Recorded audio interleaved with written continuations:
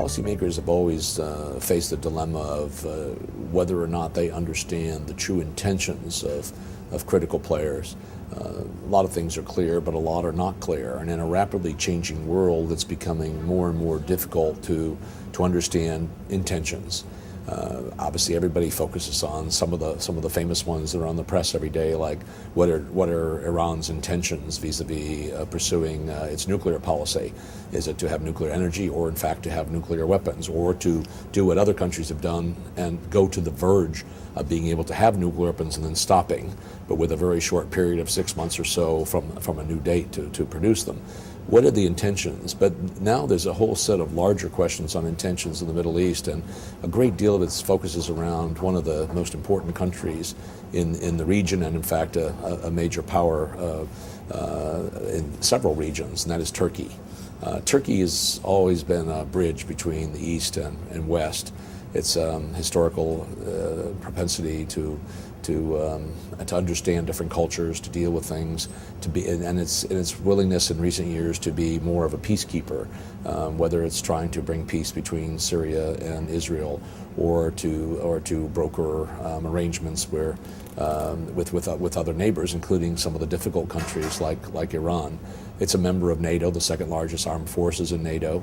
It's a major Middle East regional power with a booming economy, growth this year of close to 12% of GDP, which is at the pace of China. Absolutely remarkable investment coming in from all over the world. Money that used to come from the Middle East to Europe and the United States are now pouring into Turkey.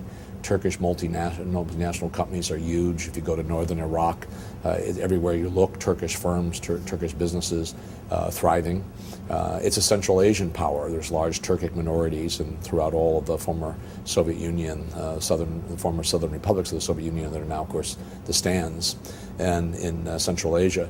All of this, we all understand Turkey's important, but what's really critical is I don't think there's any question I get asked more often now than what are the intentions of Turkey's leaders? Where does Turkey see itself in 10 years?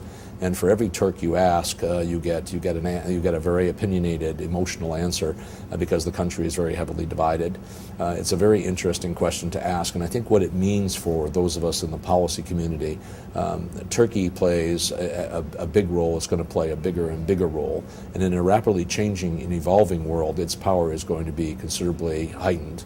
The question of stability in the region, of where Turkey really is going, what its intentions are, can it be a model of a democratic, largely Muslim population state?